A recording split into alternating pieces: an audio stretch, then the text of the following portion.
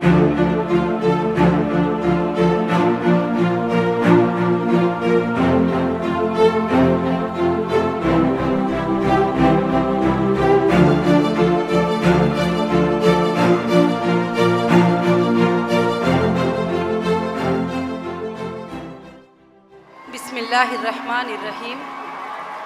शुरू अल्लाह के नाम से जो बड़ा मेहरबान निहायत रहम करने वाला है। अल्लाह की नमस्कारम और आदाब। अस्सलामु अलैकुम। आज यहाँ पर पैलेस ग्राउंड में हमारी रैली को देखकर, एमईपी की रैली, आप सब की रैली, आप सब के मोहब्बतों को देखकर बहुत खुशी हो रही है और अपने आप को बहुत ही प्राउड फील कर रही हूँ। सबसे पहले मैं हमारे पार्टी के जो कमिटीज़ हैं, national committees, state committees, district committees और हमारे पार्टी के मेंबर और पार्टी के कार्यकर्ता जो भी है, मैं उन सबको एमईपी में वेलकम कहती हूँ और मुबारकबाद कहती हूँ। और एमईपी ऑल इंडिया महिला एम्पावरमेंट पार्टी, जिसका शॉर्ट नेम है एमईपी, और हमारी पार्टी का स्लोगन है जस्टिस फॉर ह्यूमैनिटी। आज हम सब यहाँ पर मिलकर एक बात को साबित कर दिया है कि ये पार्टी सेकुलर पार्टी है, ये पार्टी जस्टिस फॉर ह्यूमैनिटी के लिए है, ये पार्टी इंसानों के इंसाफ के लिए है। ये पार्टी का सबसे पहला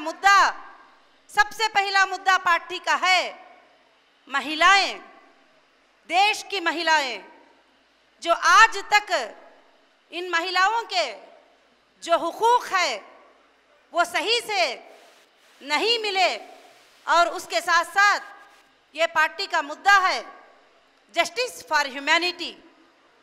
मेरे भाइयों और मेरे बहनों, आज मैं आप लोगों को कुछ बातें अर्ज करना चाहती हूँ अपने पार्टी के तरफ से। खासकर से पार्टी का जो मकसद है कि जो पॉलिटिकल, आज लोग पॉलिटिकल के नेम से लोगों के साथ जो नाइंसाफ़ी करते हैं, उन सब को चेंज करने के लिए और उन सब के लिए जो इनजस्टिस होते हैं भारत के अंदर, उसके लिए मैं एमईपी पार्टी को मैंने लॉन्च किया है। और आप सब की मोहब्बतें और आप सब ने जो मुझे सपोर्ट दिया, तो इसकी वजह से मैं चाहती हूँ कि ये पार्टी आगे चलकर कर्नाटका में 224 सीट्स पर इंशाअल्लाह कंटेस्ट करेगी। और ये पार्टी सिर्फ हक के लिए लड़ेगी, और ये पार्टी के जो कार्यकर्ता होंगे उनके लिए भी हक की आवाज़ उठाने की दावत देगी। और ये पार्टी भारत के लिए खुशनुमा बनाने के लिए ये पार्टी काम करेगी। तो मेरे बहनों और भाइयों, इस पार्टी के अंदर बहुत सारे मुद्दे हैं, इस पार्टी के बहुत सारे मकसदे हैं। ये पार्टी को इंसाफ के लिए, इंसानों की इंसाफ के लिए हम सबको, आप सब साथ देने के लिए तैयार है। तो मैं इस पार्टी को सेंट्रल तक ले जाकर जितने नाइंसाफियां हमारे साथ होते हैं उन सब के लिए जो है मैं काम करने के लिए तैयार हूं। और मैं, लोग कहते हैं कि कर्नाटक में क्यों आई है, कर्नाटक में क्या करना है, तो मैं आप सब कर्नाटक के जितने भी लोग यहाँ पर आए हैं, मैं उन सब के इंसाफ के लिए आई हूँ। मैं कर्नाटक में नहीं बल्कि देश के हर स्टेट में जाऊंगी और देश के हर स्टेट में मैं इंसाफ की आवाज़ उठाऊंगी। मैं चाहती हूँ कि दब दब कर हम सालों से जी लिए, गुलाम बनकर हम सालों से जी लिए और हमारे ऊपर तरह तरह के जुल्म होते रहे। आज तक जो है खास कर से इंसाफ महिलाओं के लिए नहीं हुई है। और मैं इंशाअल्लाह पूरे महिलाओं को एक दिन लोकसभा में 40%, राज्यसभा में 40% जब तक नहीं बिठाती मैं सोऊंगी नहीं, मैं इस पे काम करती रहूंगी। और मैं आप सब जब साथ देंगे, आप सब कोशिश करेंगे, आप सब इसके लिए मेहनत करेंगे, जो देश के अंदर गरीबों के साथ जो नाइंसाफी हो रही है, उस नाइंसाफी को जब तक दूर नहीं करते हम सांस नहीं लेंगे। गरीबों की इंसाफ गरीबों को दिला के रहेंगे। और हमको जो आज कर्नाटक में एक सर्वे के मुताबिक जो फार्मर के साथ नाइंसाफी होती है, हम उन फार्मर को इंसाफ दिला के रहेंगे। और एक दिन आप सब साथ देंगे तो जरूर जो है ये सब एक दिन जरूर से पॉसिबल होगा। आज लोग कहते हैं कि सिर्फ पॉलिटिक्स है, पॉलिटिक्स में आने का मतलब ये होता है कि लोगों के दिमाग में ये बात बैठ गई है कि सिर्फ पैसा कमाना। मेरे बहनों, मेरे भाइयों, पॉलिटिक्स में आने का मतलब होता है सोशल जस्टिस होता है, लोगों के लिए इंसाफ दिलाने के लिए पॉलिटिक्स में लोगों को आना चाहिए। और आज हमारे भारत में जो नाइंसाफियां हो रहे हैं, खासकर से महिलाओं के साथ बहुत ज्यादा नाइंसाफियां हो रहे हैं। आज महिलाएं कमजोर होते जा रहे हैं। देश के 70% महिलाएं कमजोर होते जा रहे हैं, टूटते जा रहे हैं। हर पार्टी वाले आकर कहते हैं हम महिलाओं के साथ ही, हम महिलाओं के लिए प्रोग्राम करते हैं, हम महिलाओं के लिए ये करते हैं, बेटी बचाओ का प्रोग्राम करते हैं, फुला प्रोग्राम करते हैं। अगर आपको महिलाओं पे, देश के तमाम नेताओं महिलाओं पे अगर इतना ही तुम्हें मोहब्बत है तो शराब बंद करके बताइए। जो महिला जिस शराब को लेकर वो रात दिन जो है ये होती है, और देश के 50% 40% महिलाएं जिसकी शराब की वजह से माँ भी रो रही है, बीवी भी रो रही है, बहन भी रो रही है, और आखिर उसकी तबीयत खराब भी होती जा रही है। डॉक्टर्स कहते हैं शराब के पीने से सीने में सुराख पड़ जाएंगे, शराब के पीने से कैंसर आ जाएगा, शराब के पीने से इंसान को बहुत हानि है। मगर ऐ देश के नेताओं, मैं तुम सबसे सवाल करती हूँ, इसका लाइसेंस काट दीजिए, इसको बैन कर दीजिए, ताकि हमारे देश के औरतों को सुकून मिल सके, हमारे देश की औरतों को राहत मिल सके। और गरीबों को, अगर तुमको बिजनेस ही करना है, अगर तुम्हें वैट ही चाहिए, अगर तुम्हें जीएसटी ही चाहिए, तो तुमको जो है भारत के अंदर हजारों के प्रोडक्ट ही उसका बिजनेस कीजिए। शराब के बिजनेस को, शराब के धंधे को बंद कर दीजिए। मेरी बहनों, मेरे भाइयों, अगर आप साथ देंगे, अगर एमईपी की हुकूमत को लाएंगे, ये शराब के सारे दुकानों को मैं बंद करके बताऊंगी। बेटी जब बचेगी, उसका शौहर जब शराब नहीं पिएगा, बहन जब बचेगी जब उसका भाई शराब नहीं पिएगा, माँ जब बचेगी जब उसका बेटा शराब नहीं पिएगा, तो मेरे बहनों, मेरे भाइयों, ऐसे चीजों के लिए ओपनिंग को लिए हमारे नेता जाते हैं। खासकर से मैं क्यों आई हूँ, इन चीजों को इंसाफ दिलाने के लिए। मैं 20 साल से खवातीन के लिए काम की हूँ, महिलाओं के लिए मैंने काम किया है। मैंने उनके रोनों को देखा है।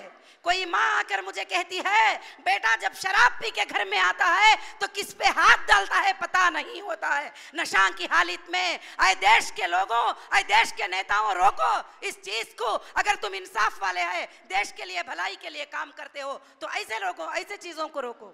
और हमको अपने देश में आज एजुकेशनल हमारे बच्चों का 70% खत्म होता जा रहा है। जो गरीब है वो अपने बच्चों को पढ़ाई नहीं पढ़ा पा रहे हैं। जो गरीब है वो लोग अपने बच्चों को बुक्स नहीं दिला सकते। जो गरीब है वो अपने बच्चों को फीस नहीं भर सकते।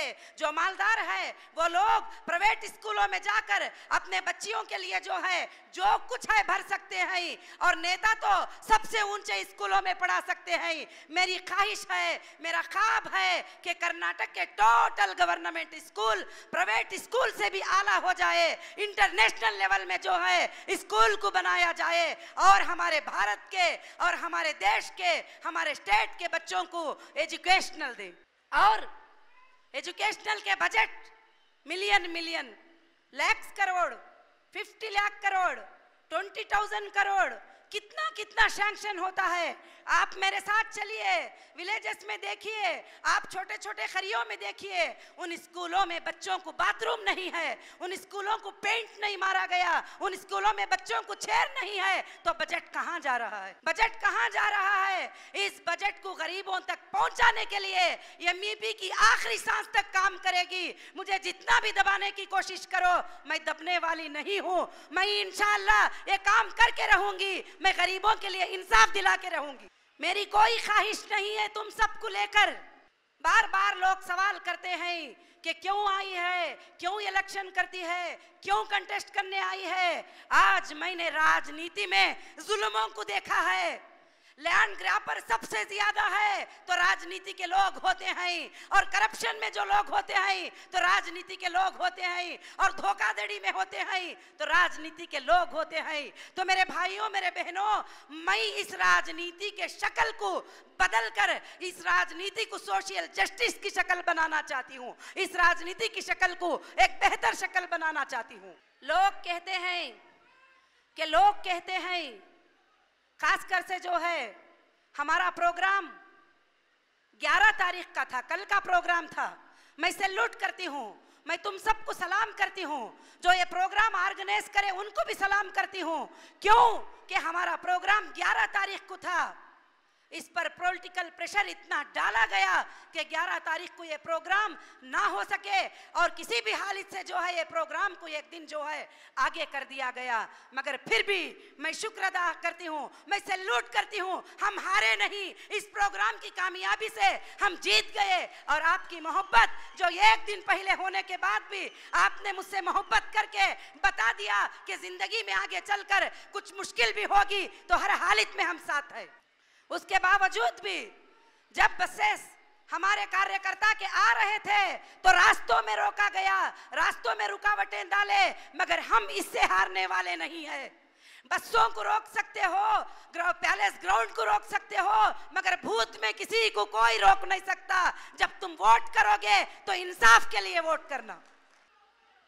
आज आप इन जुल्मों के नीचे दब जाओगे, आज आप अपने हुकूक के लिए आवाज नहीं उठाओगे, आज आप इंसाफ के लिए आवाज नहीं उठाओगे, तो तुमको ब्रिटिश से भी ज्यादा गुलामी नेताओं की करना पड़ जाएगा।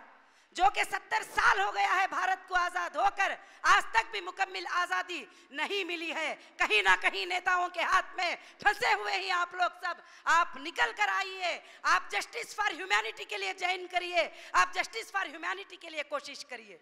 खासकर से बहकाया जाता है कि तुम मुसलमान हो, तुम हिंदू हो, तुम फलां हो, तुम मुसलमान औरत हो, तुम फलां हो। आप सबको सबक सिखाना है। हम मुसलमान हैं, हम हिंदू हैं, हम क्रिश्चियन हैं, हम लिंगायत हैं, हम दलित हैं, हम गौड़ास हैं, मगर हम एक भारतीय है। हमारे पास भारत के होने का एक रिश्ता है। हम हर कंट्री में अपने आप को भारतीय बताते ही, कोई मुसलमान और हिंदू नहीं बताता है। इसको साबित करके बताना है और कम्युनल को खत्म करना है, ये मेरा ख्वाब है।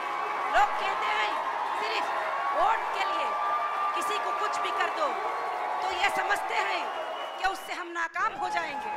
मगर एक सच्ची आवाज, एक इंसाफ की आवाज आए भारत के नागरिकों, एक सच्ची आवाज तुम उठाओगे, 135 करोड़ की आवाज भी दब सकती है तुम्हारी एक सच्ची आवाज के सामने। कोई सच्चे आवाज के उठाने वाले को अगर कोई जान से भी मार देता है तो उसकी आवाज बाकी रह जाती है। उसकी आवाज से हजारों साल तक लोग, जैसे हम सैल्यूट करते हैं ब्रदर अंबेडकर को, जैसे हम सैल्यूट करते हैं भारत के संविधान बनाने की कमेटी को, जो कि इंसाफ से संविधान बनाकर हमको सबको भारत में इलेक्शन कंटेस्ट करने के राइट्स दिए हैं। यहाँ भाषागिरी नहीं है कि 10 साल से कोई एमएलए है तो वही रहेगा, 20 साल से कोई एमपी है तो वही रहेगा, कोई 30 साल से फुला है तो वही रहेगा। भारत के हर वो नागरिक को राइट है कि वो लोगों के जस्टिस के लिए खड़ा हो जाए, वो इंसाफ के लिए खड़ा हो जाए, वो इलेक्शन कंटेस्ट करने के लिए खड़ा हो जाए, तो जरूर उसके राइट्स जो है उसको जरूर से मिलेंगे। ये मेरी आवाज है, ये मेरी कोशिश है कि भारत के अंदर जो आज के हालात में सारे दुनिया के सारे गरीबों के साथ जो नाइंसाफी हो रही है, वो नाइंसाफी को बंद करने में क्या आप सब मेरा साथ देंगे? आप हाथ उठाइए कि आप सब मेरा साथ देंगे, कि आप सब मेरे साथ रहेंगे।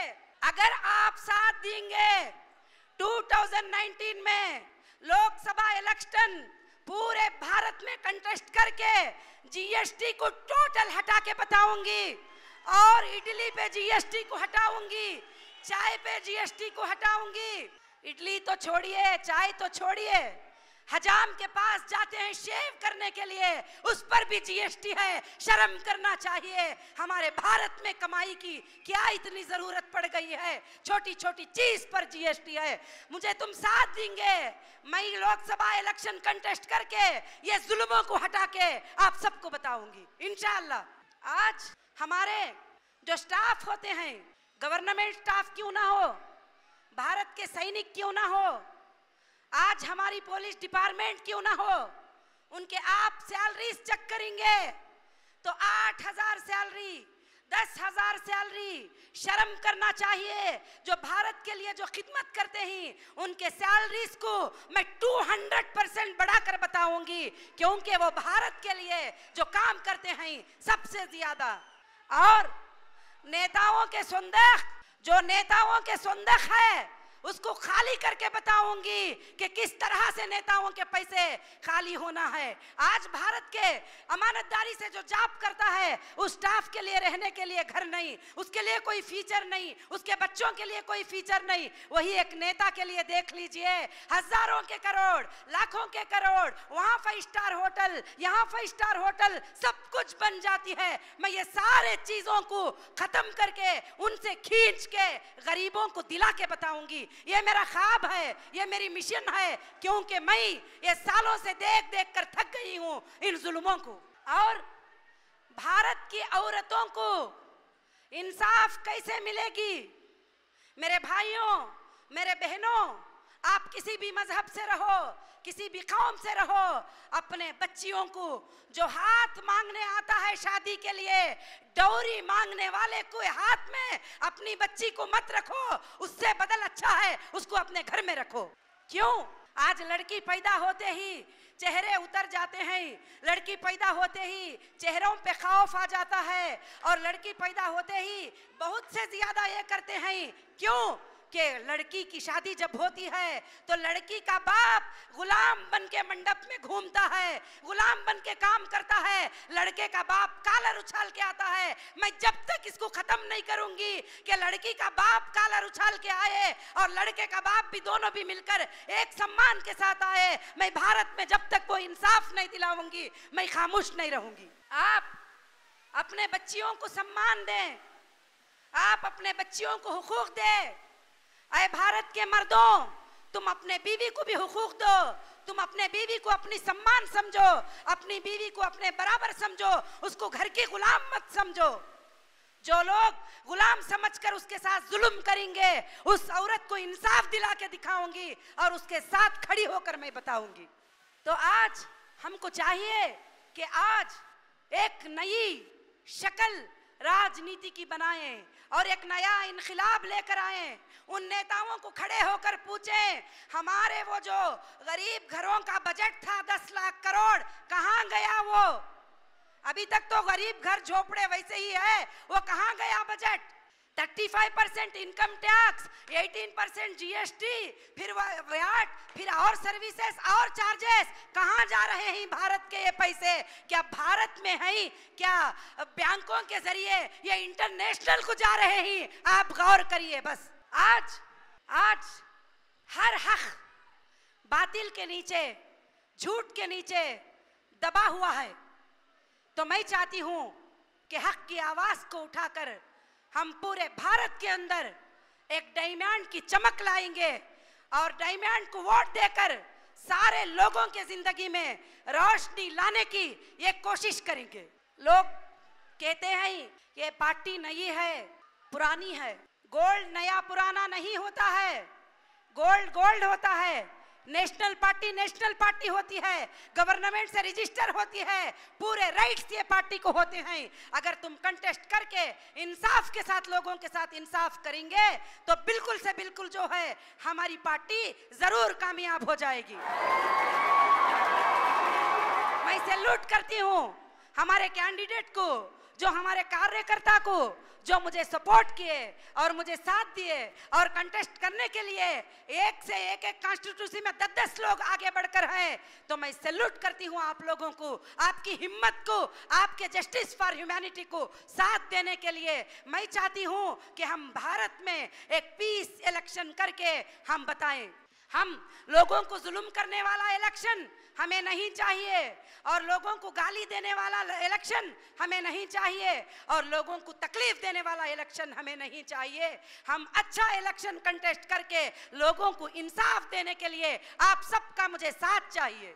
अगर आप सब साथ देंगे, कर्नाटक में इंशाअल्लाह एमईपी की हुकूमत आएगी, एमईपी की रोलिंग आएगी, तो जरूर से जरूर जो है एमईपी के जरिए 5 साल के अंदर हर पूर घर को मिटा के एक अच्छा घर गरीबों को हम बना के दे देंगे। और 5 साल के अंदर जो स्कूल टूटे फूटे हैं उन स्कूलों को एक स्टैंडर्ड पे लेके आके अपने बच्चों को एक अच्छा एजुकेशनल दिला देंगे। और 5 साल के अंदर जो फार्मर छोटी छोटे मुश्किलात को लोन लेकर अपने आप को सुसाइड कर रहे हैं, उनको इंटरेस्ट फ्री लोन देकर अगर वो ना पे कर सके तो सब्सिडी के तौर पर उनको माफ करके उनके जिंदगियों को बचाने के लिए कोशिश करेंगे। आज हमको ये सारे चीजें करने के लिए वैसे तो कर नहीं सकते। लोग कहते हैं कि क्यों आई हो पार्टी में, क्यों आई हो पॉलिटिकल पार्टी में? मैं इसलिए आई हूं ये बिगड़े हुए शक्लों को उठा के फेंक कर अच्छे शक्लों को सीटों पे बिठाने के लिए, अच्छे इरादों वालों को सीटों पे बिठाने के लिए। कल मुझसे एक क्वेश्चन किया गया कि तुम्हारी पार्टी में बहुत ज्यादा एक्सपीरियंस वाले कैंडिडेट शायद नहीं है, ऐसा करके किसी ने मुझसे सवाल किया। मैंने जवाब दिया, मुझे नहीं चाहिए वो लैंड ग्रैबिंग एक्सपीरियंस वाले, मुझे नहीं चाहिए वो करप्शन एक्सपीरियंस वाले, मुझे नहीं चाहिए वो धोखे का एक्सपीरियंस वाले, मुझे चाहिए पाकीज़ा कैंडिडेट, मुझे चाहिए अच्छा दिल रखने वाले कैंडिडेट, मुझे चाहिए कल चलकर समाज के लिए रात और दिन खिदमत करने वाले कैंडिडेट। अगर मेरे कैंडिडेट कल चलकर लोगों के साथ धोखा देंगे, मैं 1 घंटे में डिस्क्वालीफाई करूंगी उनको। मेरे कार्यकर्ता कहीं पर ऐसे काम करेंगे, कहीं पर लोगों को धोखे देंगे, मैं उनको 1 दिन में डिस्क्वालीफाई करके बताऊंगी, मगर प्रूफ के साथ, राजकीय के बुनियादों पे नहीं मगर प्रूफ के साथ। मैं चाहती हूं कि हम सब मिलकर एक अच्छे भारत को बनाएं और हम सब मिलकर एक अच्छे कर्नाटक को बनाएं और हम सब मिलकर हम अच्छे वो ये लेके आके और अच्छे से अच्छे कानून बनाए। और जो कर्नाटक में जो सैलरीज का प्रॉब्लम चल रहा है, जो आंगनबाड़ी के औरतें, मैंने देखा 2-3 हजार औरतें फ्रीडम पार्क में 3 दिन तक 4 दिन तक धरना करे। एक भी नेता को ना उनके खाने का ख्याल था, ना उनके पानी का ख्याल था, ना वो जाकर देखे कि उनका क्या हाल हो रहा है। तो आज हमको चाहिए कि उनकी इंसाफ दिलाए कि 1000 की सैलरी में उनका क्या बन सकता है और 2000 की सैलरी में उनका क्या बन सकता है। तो मैं खास कर से जो है यही चाहती हूँ कि जस्टिस फॉर ह्यूमैनिटी के लिए हम इंशाअल्लाह काम करेंगे, और कर्नाटक में नहीं बल्कि पूरे हिंदुस्तान में काम करेंगे, और पूरे हिंदुस्तान के जो तकालीफ हैं लोगों के उसको हटाकर बताएंगे। मगर आप सब जब साथ देंगे तो ये कोई भी बड़ा काम जो है दूर का नहीं है।